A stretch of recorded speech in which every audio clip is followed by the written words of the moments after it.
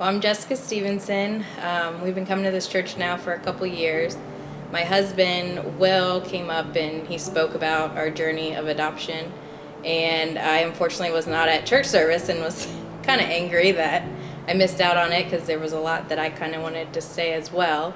So when I was 17, I had a bunch of tests run.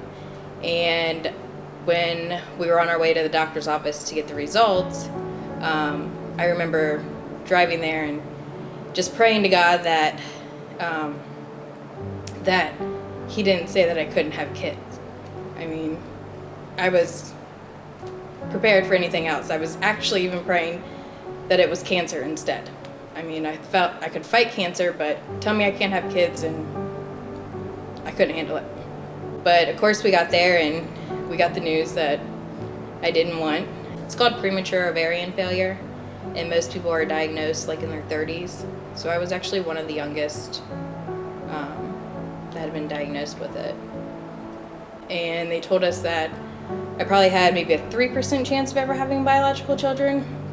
And I remember sitting there, I didn't cry, and kind of took it all in. And I was angry, but I kind of felt at peace with it because we finally knew what was going on. And then that night I prayed about it, and I just prayed that I could have understanding. I could, there had to have been a reason why this was happening to someone who wanted kids their entire life. And I remember waking up the next morning and saying, well, I'm gonna adopt. So I never really dated. I felt like it wasn't fair to any guy to be with them, to have them, love me and then me not be able to give them a child. So I never really dated, but then I met Will, and he kind of changed everything, because there for a while I felt kind of broken. I felt like I wasn't worth, being with anybody who could love someone who, couldn't give them children, and it wouldn't be fair to them.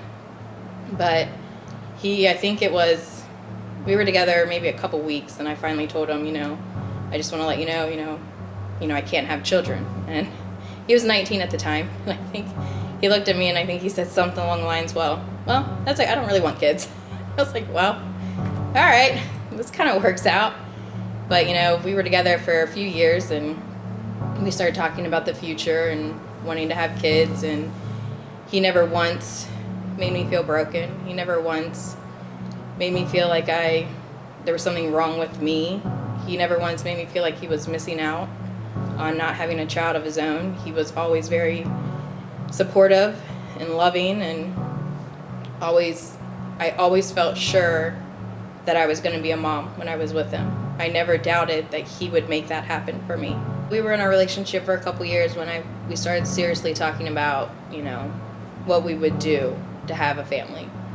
And, I told him, I just felt like I was always called to adopt. And, I said, we could look at IVF and we could look at doing all of that, but we both kind of talked about it and felt that, if there are children already out there who need a home, we want to be that home. I think it was after we got married.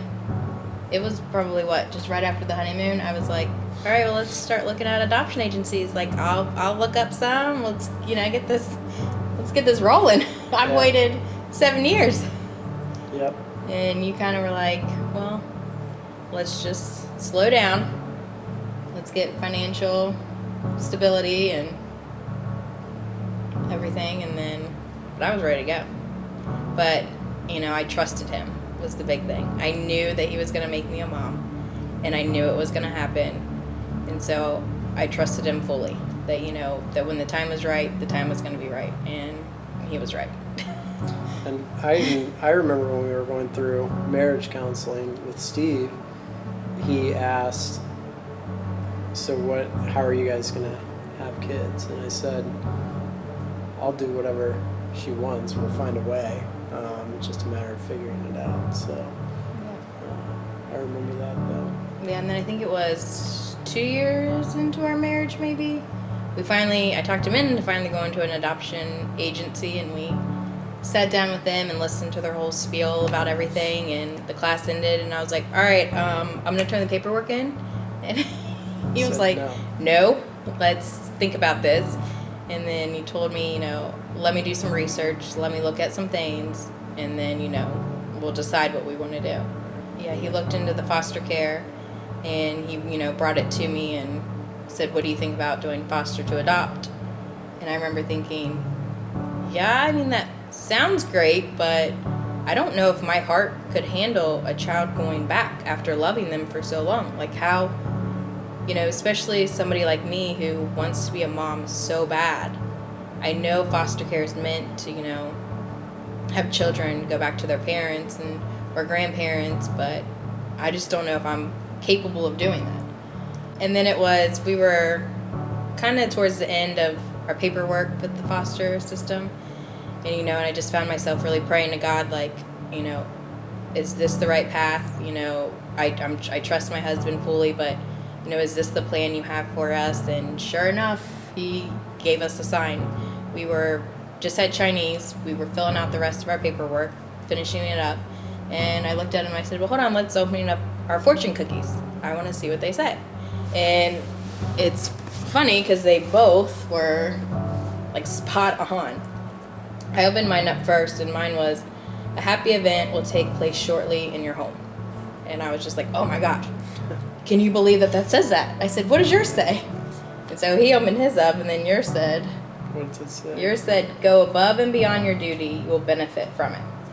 And so I kept those fortune cookies, and I put them in a frame, and I put them in our nursery so that I could always look at it.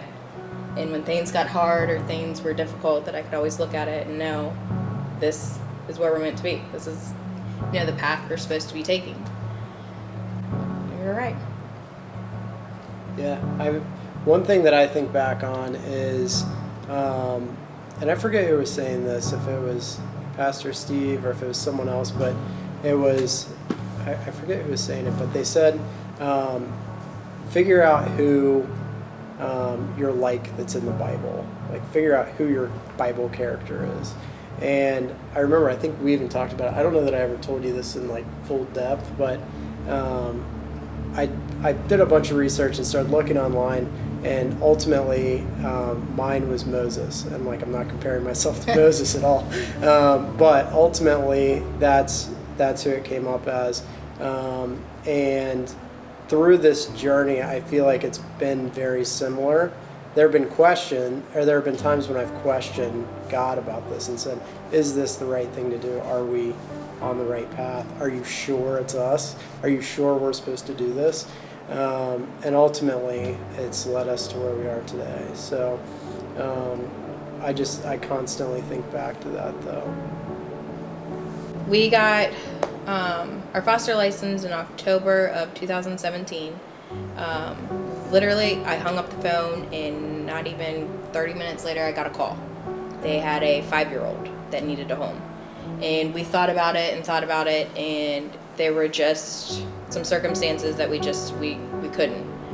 And then it was about a month later, we got another call for a sibling group of 3, and we were like, oh, 3 kids.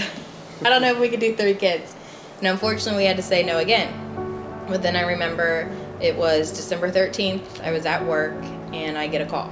And it's the social worker, and she's like, we have a newborn baby girl, and she needs a home. And I was like, that is it. I was like, there was no doubt in my mind. I was like, this is the call we have been waiting for years. This is it. And I hung up the phone, and I called him right away, and I was like, they need an answer, and we're saying yes. Like, I need to call them back now.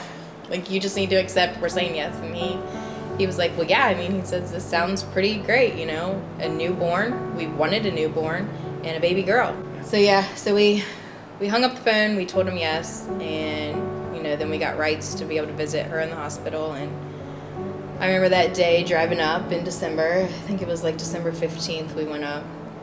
And I remember, you know, we got there, we, you know, scrubbed, and because she was in the NICU, and washed up and put the gown on. And I remember going in and scanning the nursery and wondering which baby's mine. Like, I remember on the way up to the hospital, I told Jess, I was like, don't get too attached. You cannot walk in and get attached right away because we don't know what's going to happen.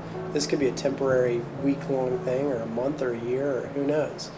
And within like 30 seconds of seeing her, I was the one that yeah. He's holding her and he looks over at me and he's like, I thought it was going to be you, but it's... Yeah, I knew it was me. As soon as I saw her, I knew I was going to be the problem. Yep, you got attached pretty quick. Really quick. But, you know, we spent the next couple weeks with her in the NICU. You know, when, you know, she was real tiny. She was only 5 pounds, 7 ounces? 4 pounds, 7 4 pounds, 7 ounces, yeah.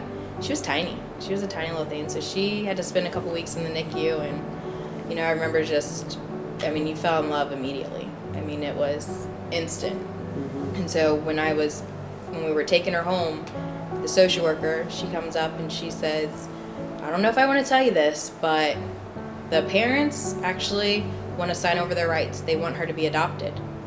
And I remember my heart just dropped. Like, she said, this has never happened in the foster care. She's like, all the years I've been working, I've never seen parents willingly wanting to sign over their rights right away. She goes, you know, this is just amazing. And I was just thinking, no, this is God. Like, this, he put me here in this plan. He knew I wanted a baby girl, and he's delivered. Like, they want to sign over their rights. They want her to be adopted, and we want to adopt her. Like, it was just so perfect. And I remember all the stress and worry I had of, you know, doing visitations with the parents and her possibly going back. It was gone. And I immediately saw her as like ours completely. And then it was about the end of January. I was at home, he was out of town, and he called me. And he told me that the social worker called him and told him that they had changed their mind, that they wanted her, and that someone would get a hold of us shortly to start visitations. And I was crushed. Yeah, that was tough. That was really hard. Oh yeah, that was the longest 6 weeks of my life. I was so angry at God. Every day I would cry. Every day I would pretty much scream and yell at God. Basically saying, how could you do this? How could you put me through this at 17? Make me believe that I was meant to adopt. Make me believe this was your plan. How cruel could you be to then deliver us a baby whose parents want to sign over the rights and let her be adopted? How dare you let me feel like she was mine if you were just going to take her away? And I was so angry. I've never been that angry in my life. And it was super hard. And I just remember thinking, why? What's the purpose? What's the point of doing this? The first visit, I remember getting her ready and putting her in the cutest little outfit I could find, the cutest little headband. Will and I decided to write him a really nice letter, you know, telling him, you know, how much she's grown, how well she's doing, how much we love her, you know, how hard this must be for them, you know. And I remember the parents came out, and it was the first time I met them, and, you know, I shook both their hands, and they both thanked me for the letter and for taking care of their daughter, and they were very nice. And it was such a weird feeling, because as much as I loved Lexi and I wanted her to be ours, I never wanted to wish harm or bad on her parents. Her birth parents loved her. They weren't horrible people. They just did horrible things. And it was such a weird mix of emotions, because I wanted them to do well. They had 2 other girls. I wanted them to succeed and, you know, get off drugs and do well. But at the same time, I allowed myself to feel like she was ours. And well, that's a part of the challenge with the entire process is you get attached to a child and you want that child to be your child forever. And at the same time, when the parents start becoming more involved, you're very suspicious of why. They weren't involved at the beginning. They never once visited her the whole time she was in the NICU, and they were allowed to be there every day. They were allowed to be there every day. They didn't come. But they also, like, you think about what happened before she was born. She was born addicted to methadone. So you think you weren't there for when you were pregnant. Why do you want to be there now? And it's this feeling of you're angry with the parents and you're angry at the situation, but you think about it from your perspective too, of how bad we wanted to be Lexi's mom and dad. They're going through the exact same thing on their side too. They want to be Lexi's mom and dad too, through the entire process. And it, emotions get crazier around court. I've never experienced emotions like I did. It was actually March 1st of 2018 that was our last visit. They visited with her, and the next week rolls around and I get a call. Parents have decided they don't want to visit. They want her to be adopted, that they really like you guys. And I think, what they needed was to see that she was okay, to see that she was with people who loved her. And part of me actually admired the parents, that they were able to see that they couldn't give her the life that they deserved, that she, they wanted better for her. And, I think that took a really strong person to say, I can't raise my daughter. I want you to. And then I felt silly for being so angry at God, why was I so angry? But, the part of me was still going, but what was that for? Why did you do, what was the whole point of that? I just couldn't understand it, but I was no longer angry. I told him sorry. But, we then went on our first little family vacation to Florida, and that was fun. It was stormed the whole time. The whole week we were there. But we had managed to get one day out on the beach. It was cloudy, but we went out there, and we get a call from our social worker, and she's like, I'm calling, see if you guys wanted to take 2 girls. We have a placement for you. And we were like, no. And then she's like, well, it's actually Lexi's 2 older sisters, Addie and Anna. And then we were like, oh, well, yeah, let us, kind of think about it, and, we'll get back to you. And after we got the call, when we decided, yes, we're going to do this, Will calls his brother to tell his brother, hey, we're going to, take on Lexi's 2 older sisters. And before he could even tell him, he gets on the phone, and his brother Ben was like, yeah, I did your landscaping while you guys are out of town. He's like, I bought some sunflowers because I know they're Jess's favorite. He's like, I planted one for her, one for you, one for Lexi, but I got 2 more. Who do you want me to plant them for? And I was like, there's the sign. We're supposed to, this is the plan. We're supposed to have all 3 girls. It's just what meant to be. I was getting excited each day that went by, Lexi, your sisters are coming to live with us, and, it was such a good feeling. And then I remember she pulled up with him, and that vision will never rips your heart out. Leave my mind. I know exactly what you're talking about. They're walking down the sidewalk, and they're walking kind of hunched over behind the carrying social their little work. book bags. Each carrying a book bag full of the stuff that they had. And their blankets from home. They both had a blanket and a couple clothes, and they were scared and terrified. Yeah, they just stood in the doorway for a while, just kind of, that's a lot to ask kids to, to then now live in a home where they didn't know anybody. But the one thing the girls had was they had Lexi, and they were so excited to meet her. We have a picture of when the first day they all met, and all 3 together, and they already have their arms on her and smiling. They just loved her. And I remember it didn't take long of just watching the 3 interact that I knew that they were meant to be together. They used to call us, Him and her. no, girl and him. Oh, yeah. That was our name for a couple weeks. Yeah. Girl and him. And I don't know why, but it didn't take long. They started calling him Dad right away. You know, reaching out. And I think, where were we though? Were we downstairs, I think, the first time they called you Dad? Yeah. And I just remember you kind of looked at me and I kind of looked at you, and we didn't want to, like, you know, like, say anything because we were like, Whoa. did you Where did you that heard come that too, from? right? They said Dad. I said, what'd you say? And I think it was Addie, and she said, Daddy? Yeah. Yeah.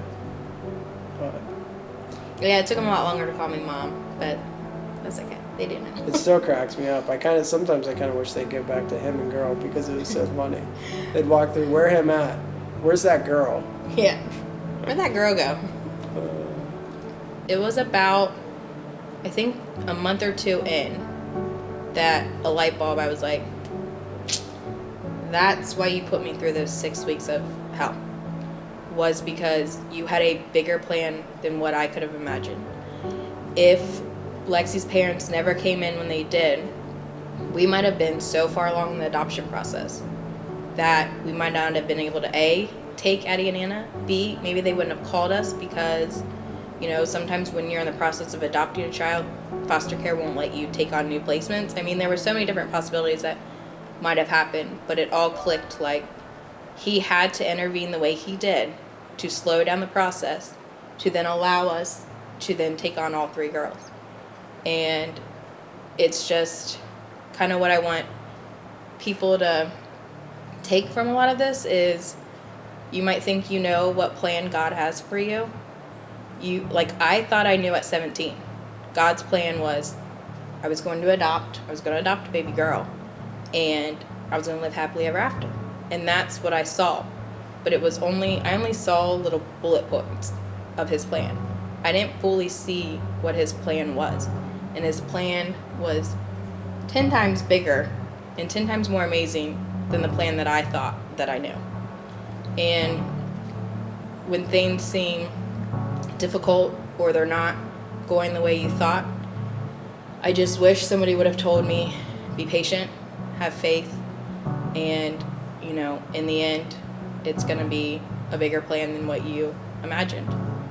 And it would have saved me a lot of tears, a lot of heartache, a lot of pain if I would have just been patient and had faith.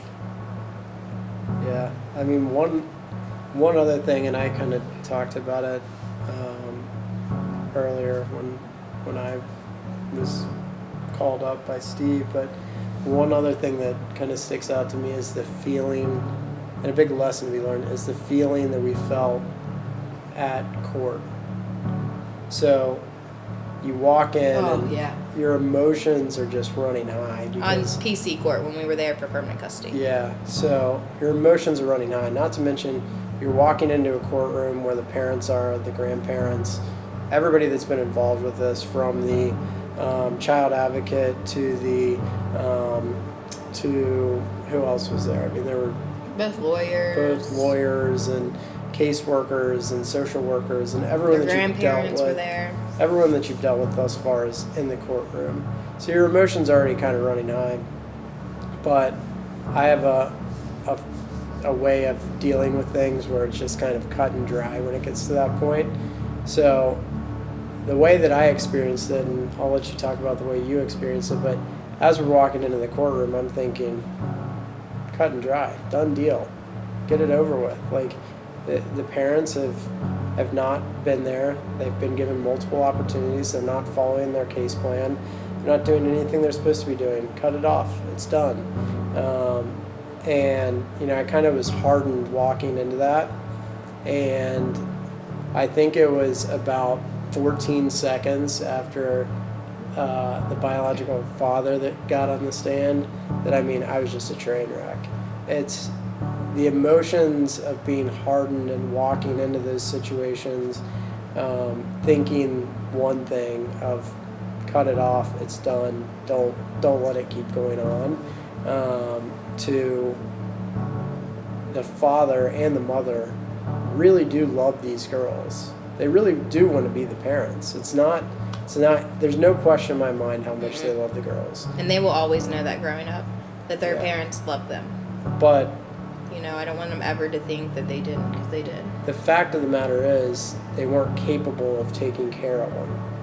No matter how much they loved the girls, they just couldn't take care of them. So this entire emotional roller coaster that we had gone on for, at that point, a year, about a year,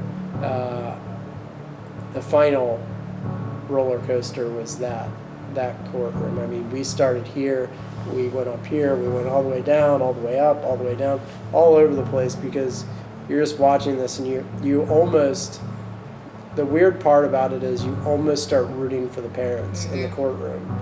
You start saying, come on, just say something that isn't a lie, that's true, that shows some sort of sign that you're working towards having it together. But you know, it's just, it's a completely different, it's different than what you would expect. And I think a part of what happened is God kind of softened our hearts as soon as we got in there, because it was something that needed to happen. At that point, I know I was pretty hardened towards the situation, and thinking that they should have no contact and no say. Yeah.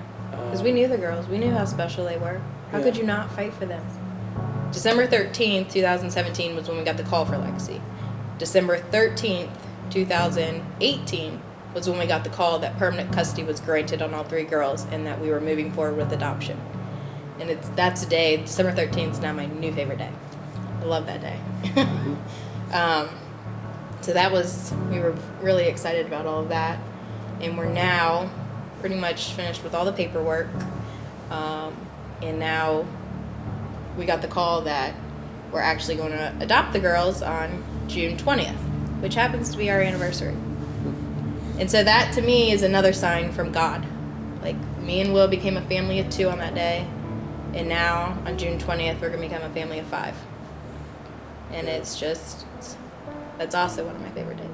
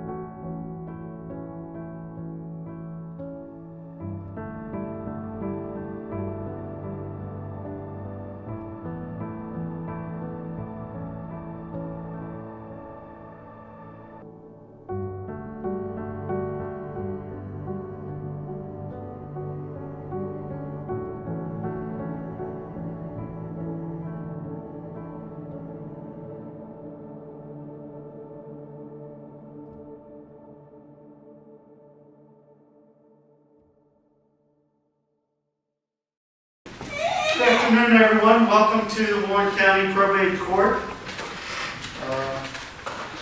This is one of the times you don't want to go into court. I'm glad I get to preside over this. So, on a pleasant time, at least, that you come to court. My name is Andy Sievers. I'm a magistrate here. Judge Kirby, who normally holds these adoptions, is unable to have the adoption, so he asked me to sit in for him.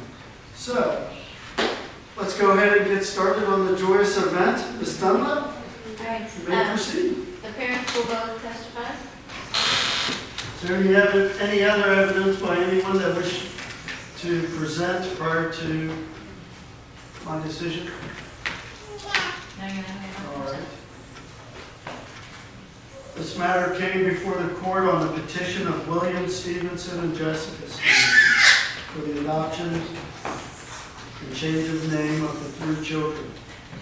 Court finds that notice has been given to all parties, that all consents have been filed or have been found not to be required, that the allegations in the petition are true, that the minors have been lawfully placed in the home of the petitioner, that the minors have lived in the home of the petitioners for 6 months as required by law, that a report of the assessor has been filed and is approved, that the adoption is in the best interest of the minors being adopted,